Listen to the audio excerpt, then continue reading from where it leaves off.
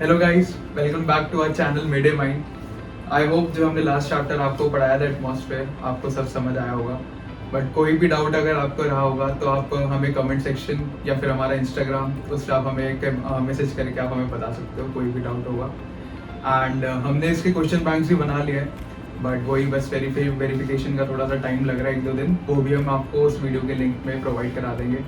तो चलिए अब हम अपने नेक्स्ट चैप्टर पे बढ़ते हैं, जो कि है प्रेशर।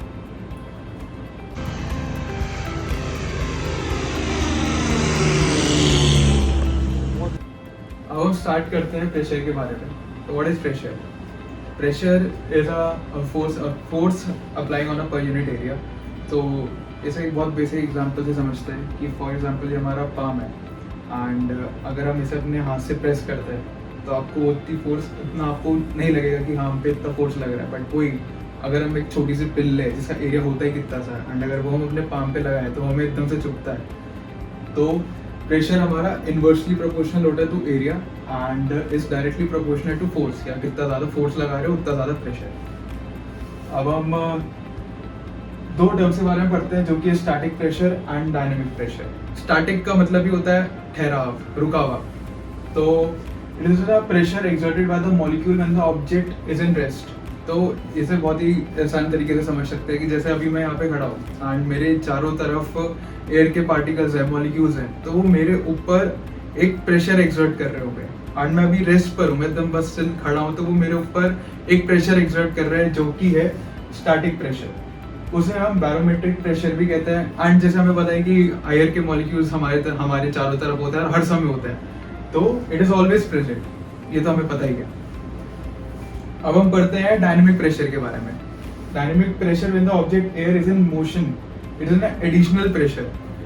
अब इसे भी एक छोटे से एग्जांपल से समझते हैं कि मान लेते हैं हम एक गाड़ी में बैठे हैं एंड गाड़ी मूव नहीं कर रही है, स्टिल है, एंड हम अपना बाहर गाड़ी से बाहर निकालते हैं, तो जो हमें उस समय हमारे ऊपर प्रेशर लग रहा है वो स्टैटिक प्रेशर है। बट वही चीज़ अगर हम गाड़ी मूव कर रही है एंड हम अपना हाथ बाहर निकालते हैं तो हमें एक प्रेशर फील होता है, और वो कि ऑपोजिट डायरेक्शन में है। मान ली गाड़ी आगे जा रही है बट हमें वो फील होता है कि हमारा हाथ एकदम पीछे की तरफ प्रेशर लग रहा है, कि हमारा हाथ एकदम पीछे जा रहा है, तो उसे कहते हैं dynamic pressure. Opposite to the direction of flow, वही गाड़ी आगे जा रही है बट आपको प्रेशर अपने हाथ पे पीछे फील हो रहा है। It is also called the wind pressure. वही एयर और विंड की वजह से ही हमें ये प्रेशर फील हो रहा है बेसिकली।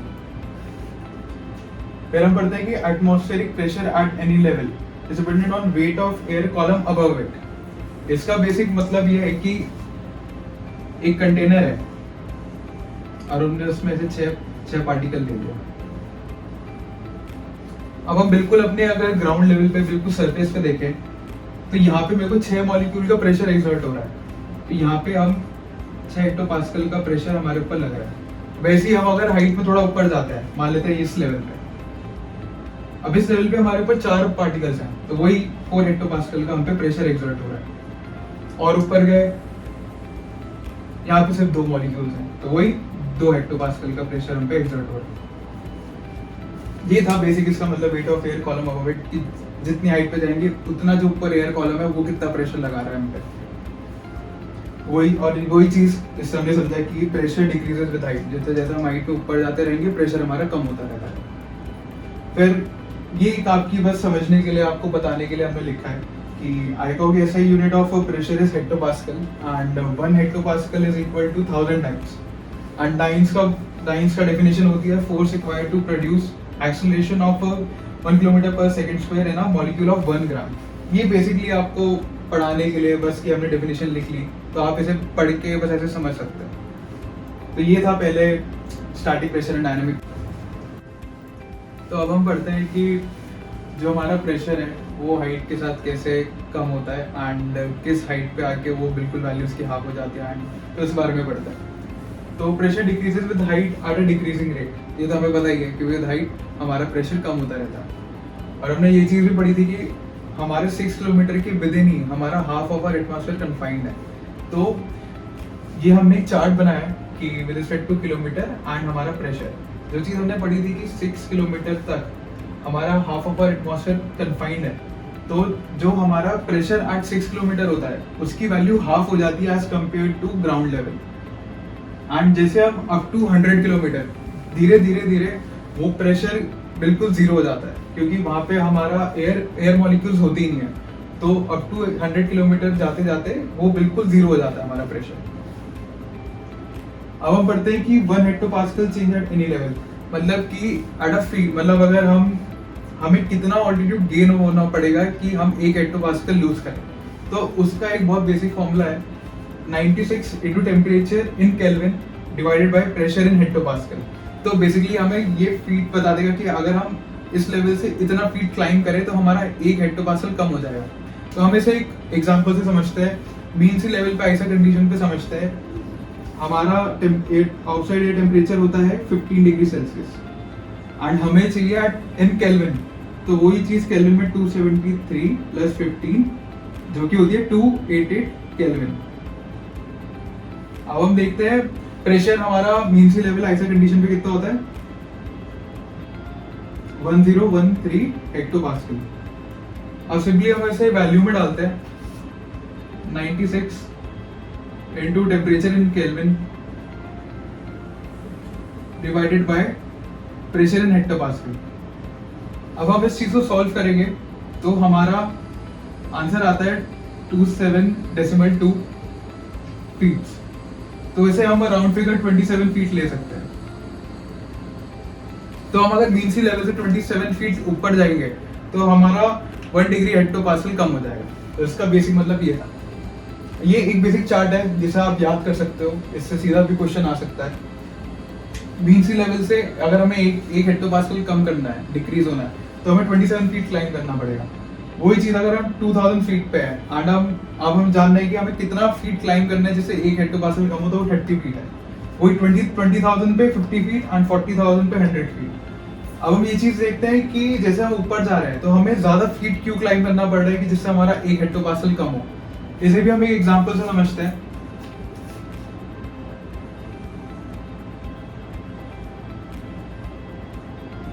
मान लेते हैं कि मैं अर्थ सरफेस पे खड़ा हूं एंड मैं एक कॉलम ऑफ एयर ले लेता हूं।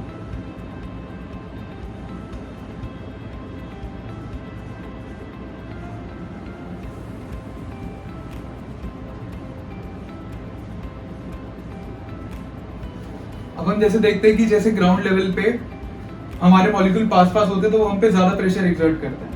अब हमने जैसे देखा था कि मीन सी लेवल पे से हमें 27 फीट क्लाइंब करना होता है 1 हेक्टोपास्कल लूज करने के लिए। उसका रीजन ये है कि अब आप देखो इतने सारे एयर पार्टिकल्स हमारे पास पास हैं, तो हम थोड़ा सा ऊपर जाएंगे हमारा 1 हेक्टोपास्कल, इतने सारे मॉलिक्यूल 1 हेक्टोपास्कल में कम हो जाएगा, तो हमारा प्रेशर 1 हेक्टोपास्कल कम हो जाएगा।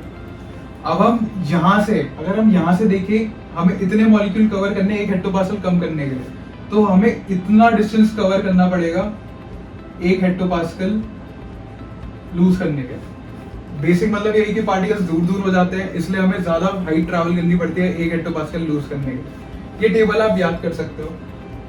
और वही इसमें हमने नेक्स्ट पॉइंट यही है, air is warmer than ISA, maximum height gain to lose pressure. वही चीज जो हमने पढ़ाई कि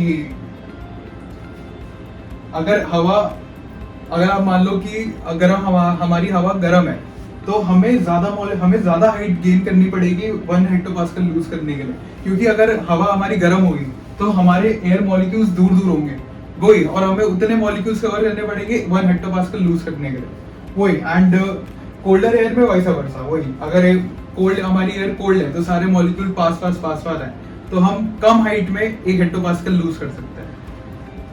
तो आई होप आपको ये चीज समझ आई होगी। इस चीज में अगर कुछ भी आपको डाउट है, कोई सा भी पहला टॉपिक जो पढ़ाया, तो आप हमें कमेंट में बता सकते हो। अब हम बढ़ते हैं अपने नेक्स्ट टॉपिक पे। सो गाइस, अब नेक्स्ट हम देखते हैं कि प्रेशर और एयर मास में क्या रिलेशन होता है। अगर एयर कूल है तो क्या होगा, अगर वार्म है तो एक लेवल पे प्रेशर क्या होगा। तो पहले बेसिक एक सिंपल डायग्राम से देख लेते हैं। जैसे कि यहाँ पर देख सकते हो हमने 3 एयर मास लिए, एक कोल्ड एयर मास, एक नॉर्मल और एक वार्म एयर है। तो हमने देखा था कोल्डर एयर मास में सारे मॉलिक्यूल्स ठंडे हैं तो सब नीचे नीचे कंप्रेस हो गए। वार्मर एयर मास में सारे मॉलिक्यूल्स दूर दूर है, और नॉर्मल मतलब नॉर्मल एक सिनेरियो लिया है जो वार्मर कोल्ड के बीच में है। तो अब एक देखते हैं कि एक गिवन लेवल पे, जैसे ग्राउंड पे हो गया या तुम ऑल्टीट्यूड पे जा रहे हो किसी पे या और हाई जा रहे हो, तो एक ऑल्टीट्यूड पे या एक लेवल पे एयर मास और प्रेशर में क्या रिलेशन आता है। तो जैसा कि हम इधर एग्जांपल के लिए ले रहे हैं कि कोल्ड, नॉर्मल और वार्म तीनों पे 6 हेक्टोपास्कल का तुम्हारा प्रेशर पड़ रहा है eight ground. So now suppose करो कि तुम पहुंच गए 100 फीट, तुमने क्लाइंब करा। यहाँ पर जो कोल्डर एयर मास है, इसके सारे मॉलिक्यूल्स यहाँ तक खत्म हो गए।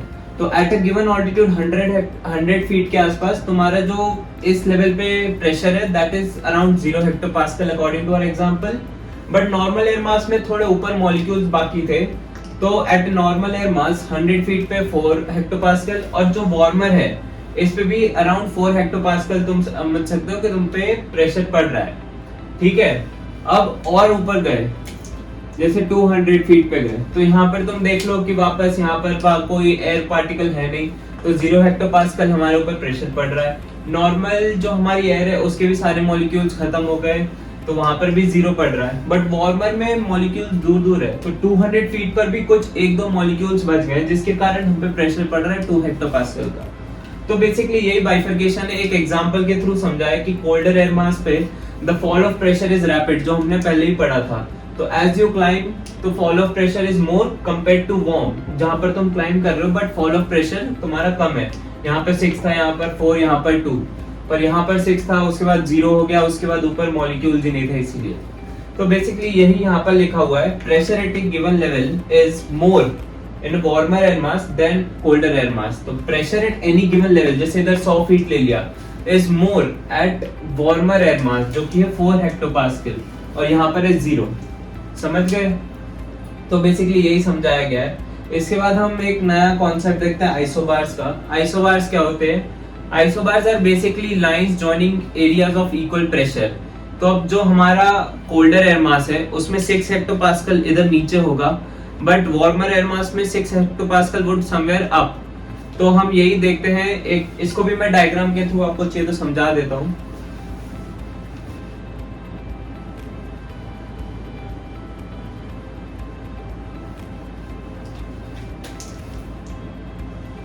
ये हमारा 2 कॉलम है, कोल्ड एंड वार्म। तो अब सपोज ग्राउंड पे यहाँ पर 1000 हेक्टोपास्कल का प्रेशर है, बट हमने पढ़ा था कि pressure in the warmer air mass is more eight a given level. तो सपोज वार्मर एयर मास में 1000 हेक्टोपास्कल इस एरिया पे आ रहा है, और इस एरिया पे यहाँ पर प्रेशर जैसे ऊपर कम होता है, तो यहाँ हो गया 900, बट 900 वार्मर एयर मास में कहाँ आ रहा है? कहीं और ऊपर। तो जैसा कि हमने पहले वाला स्टेटमेंट देखा था वही मैंने यहाँ पर ड्रॉ करा है। अब आइसोबार्स क्या है? Places joining equal pressure. तो line joining places of equal pressure को हम आइसोबार्स कहते हैं। तो यहाँ पर 900 900 और 1000 तो बस यही है आपके आइसोबार। जो ये लाइन है 900 हेक्टोपास्कल को दोनों को ज्वाइन कर रही है, 1000 हेक्टोपास्कल को ज्वाइन कर रही है, तो ये हमारे आइसोबार्स है। और इसी को अगली जो लाइन है कि isobars dip towards colder air mass, मतलब कोल्डर एयर मास ये है, हॉटर एयर मास ये है। तो आइसोबार कहाँ डिप कर रहे हैं? यहाँ नीचे कोल्डर एयर मास के पास। तो यही सेंटेंस का मतलब है कि isobars dip towards colder air mass, क्योंकि तुम हाई प्रेशर से देखोगे तो हायर प्रेशर हमारा किसी ऑल्टीट्यूड पे वार्मर एयर मास में। तो बेसिकली ये सिंपल प्रीटी स्ट्रेट फॉरवर्ड है एयर मास और हमारे प्रेशर का रिलेशन। तो अब इसके आगे हम देखते हैं सेमी डायगोनल वेरिएशन और हमारे प्रेशर का रिलेशन। तो अब हम देखते हैं कि वेरिएशन ऑफ प्रेशर हमारे ड्यूरिंग 24 आवर्स कैसे जाता है, कब हाई होता है, कब लो होता है। तो basically variation of pressure during a day एक bimodal curve use follow करता है, जिसमें हमारे during 24 hours pressure 2 time minimas touch करता है और 2 टाइम मैक्सिमास टच करता है। तो हम चलो देखते हैं इसको। एक बेसिक डायग्राम ही है छोटा सा और 2 टाइम्स है, बस तुम्हें ये याद करना है। तो during 0400 and 1600 your local time तुम्हारे वहां पे प्रेशर हो जाता है lowest, and during 1000 and 2200 is your highest pressure, क्योंकि इस टाइम पे हमारा डे टाइम आ जाता है, अराउंड सनलाइट आ जाती है, तो वार्मर एयर मास आ जाता है, इसलिए प्रेशर कम हो जाता है। और this is your coldest time, तो इस टाइम पे जो एयर मास है कोल्डर होता है, तो इस रीजन से हमारा प्रेशर बढ़ जाता है। तो यही एक छोटा सा ग्राफ बनाया हुआ है कि ड्यूरिंग 0400 एंड 1600 इज हमारा मिनिमम प्रेशर यहाँ पर, और ड्यूरिंग 1000 एंड 2200 हमारा प्रेशर हाई रहता है। तो इसमें बस इतना सा ही है, बस ये टाइम याद कर लो, same simple same to same question आ जाएगा, डायरेक्ट सीधा टिक कर लेना और मार्क्स तुम्हारे।